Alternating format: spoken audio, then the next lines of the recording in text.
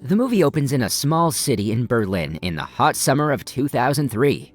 One morning, a teenager, Lucas, cannot enter his school because he's lost his student ID. Due to this, the security guards at the school gate do not let him pass. Left with no choice, Lucas heads to a convenience store, gets a drink, and texts his Italian friends Gino and Julius to hang out. Moments after, Lucas's already school-cutting friends catch up with him.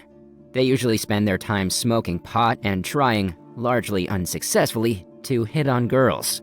After their brief meetup, the boys plan to buy some weed in the nearby park. However, they get caught in the rivalry of two groups of dealers. Initially, Julius approaches the Arab dealers, but they seem to be bothered by the presence of a German, i.e. Lucas. It turns out they're having some Cold War against the Germans due to the ongoing social reforms in Berlin. Soon enough, Ali, the gang leader, picks on Lucas, who stays rather submissive. Lucas's subservient nature further provokes the leader, and consequently, he gets punched in the face pretty badly. The Arabs then threaten Lucas and his friends to never step foot in their neighborhood. Lucas is furious at Julius and Gino for trying to deal with the ruthless Arabs instead of contacting their usual supplier, Cem, the leader of another gang. Regardless of what happened, the boys approach Cem for some weed. This leader, who seems to have a good relationship with Lucas, becomes concerned when he sees his battered face. When he learns that the Arabs, their rival gang, are behind this, Cem is determined to avenge his friend. Furthermore, Julius provokes Cem by claiming that the Arabs supposedly badmouthed him. Following this, Cem rounds up his gang members along with Lucas, Gino, and Julius, and heads to the rivals' neighborhood. A mass brawl soon breaks out until the police arrive. In the ensuing fight, Lucas and Gino get beaten up very badly, while Ali fractures his hand. Consequently, one of the drug dealers demands 500 euros from Lucas as compensation for the police intervention on their turf. The teenager is told to bring the money to the same park at 3 p.m. tomorrow. When Lucas returns home that evening, he gets scolded by his father. Lucas's older brother Marco is a living street legend in the district and keeps his head above water as a petty criminal. He also has a small brother who, just like Lucas, is a victim of a bully in their neighborhood. His father Matthias is unemployed and overwhelmed with parenting 3 kids after the death of his wife. The following day, Lucas goes to school using his small brother's ID. During class, he is praised by his teacher for his well-written essay. The teacher also points out that Lucas perhaps has the greatest potential to make something of himself. However, the teenager is not paying any attention to what his teacher has to say.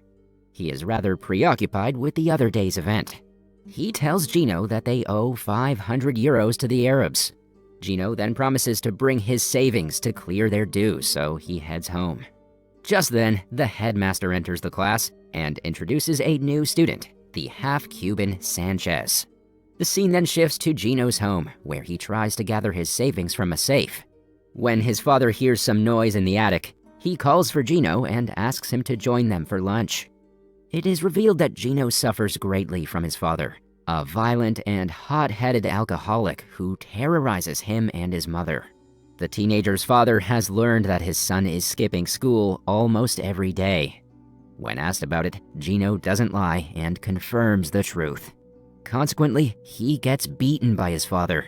When his sobbing mother tries to stop the fight, she too gets harassed. Back at school, Lucas and his classmates attend an assembly where it's announced that the Berlin Council has donated 50 brand new computers to the school administration. Lucas is still worried sick about not being able to pay the hefty amount of money on time. After school, he calls Gino and asks whether he's bringing over his share of the money. Gino sadly tells him that he cannot make it due to personal reasons. Lucas has no other choice than to call Julius and ask him for the dues.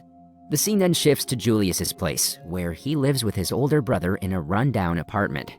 His brother is always drunk or stoned, screwing around with his buddies during the day.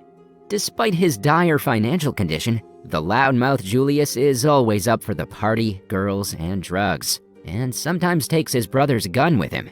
When Lucas calls him for money, Julius, like always, makes some reasons and ignores his buddy. Lucas is now extremely scared because the clock is nearly striking 3. He returns to his apartment, only to find that Sanchez, the new classmate, is also his new neighbor. It's revealed that Sanchez, who has a knack for stealing things, lives with his single mother, who can barely make ends meet financially, even with a job. But despite everything, she wants to be a good mother to her son. Lucas helps them move into their new apartment, and even spends the evening at Sanchez's apartment, fearing that Ali and his friends might come by his place. Just when the boys are having a good time together, Ali calls him and demands the dues. The gang leader swears to do something very bad if the payments are not made any sooner. That night, Lucas, Gino, Sanchez, and Julius meet up together to come up with a plan for the payments. Before discussing anything though, they go to a grocery store to get some drinks. With the help of Sanchez, they manage to steal alcohol and narcotics from the store. The teenagers then enjoy the stolen drinks, smoke some weed, and party together until reality hits again. To solve their money problems, Sanchez comes up with an idea: to break into their school and steal the brand new computers. Initially, Lucas protests the idea because he thinks it would cause some serious trouble if they get caught. He even warns Gino about it, reminding him that his father would punish him severely. However, Lucas changes his mind when he realizes that his father's janitor job is barely enough to pay their rent or clear his dues. The following day at school, when there's a fight between two bullies, the class teacher intervenes.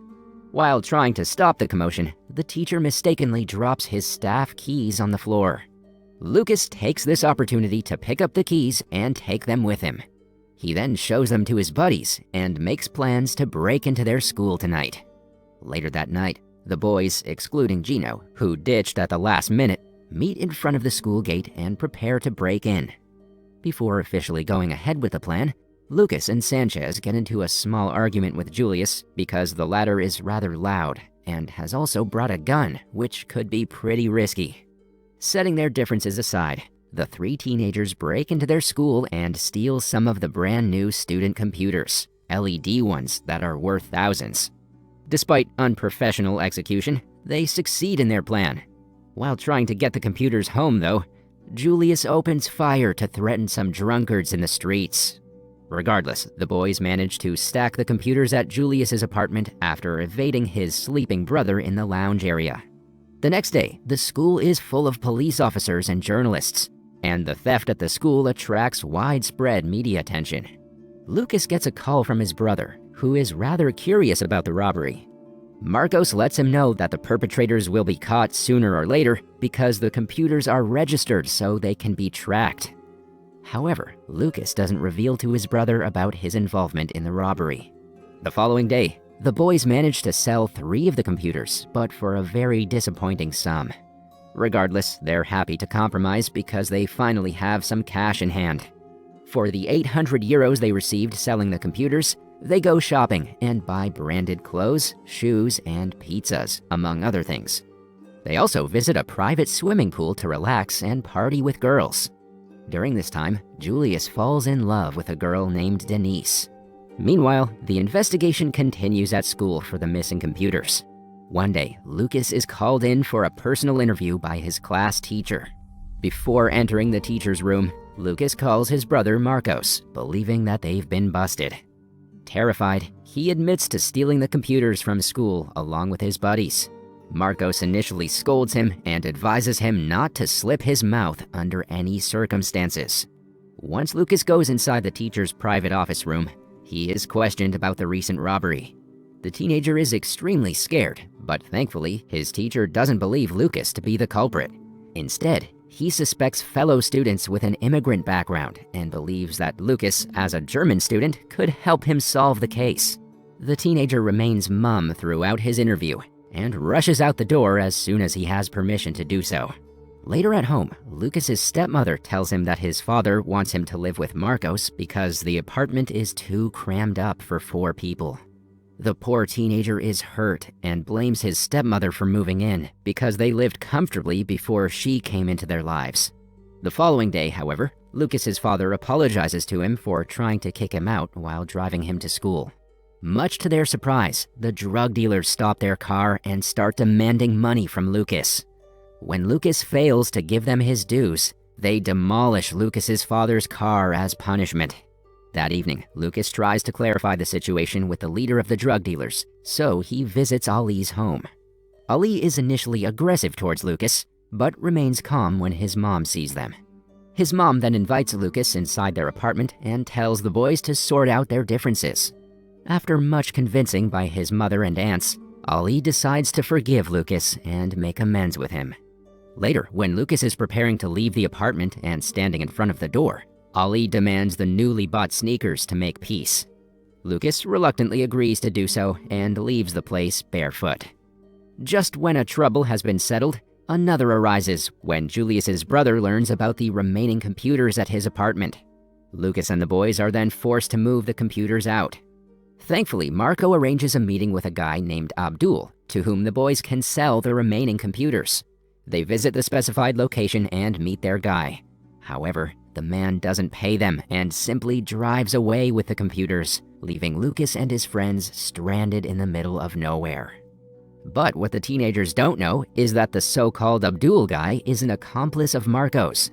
It turns out that Marcos is now making money off the stolen computers for himself and using the money to pay off his own debts in the underworld. Marcos surely used his little brother's innocence to get the money for himself. It's briefly seen that Marcos uses Lucas's lost student ID from the opening scene of the film to roll cigarettes. In the meantime, Gino becomes increasingly desperate about the situation with his brutal father. To make it worse, he learns that his abusive father has also stolen all of his savings to buy alcohol. Gino is now on the verge of going crazy. After much consideration, he takes a drug given to him by Julius and gains courage from the intoxication. He then goes to the kitchen where his father is once again assaulting his mother. Grabbing a glass bottle, he hits his father on the head and seriously injures him. Then he gives a grim look to his mother and jumps out the window. When Lucas, Julius, and Sanchez hear about the incident, they rush to the hospital. On the way, however, they come across Chem, who is proud to show off his new hot girlfriend. Much to Julius's disappointment, she turns out to be none other than Denise. Evidently, she had been playing both the boys. A brief fight between Chem and Julius ensues, but the boys soon realize that going to the hospital is more important to them. The movie ends with Lucas and his buddies visiting the severely bruised but responsive Gino and hugging him as a sign of their true bond.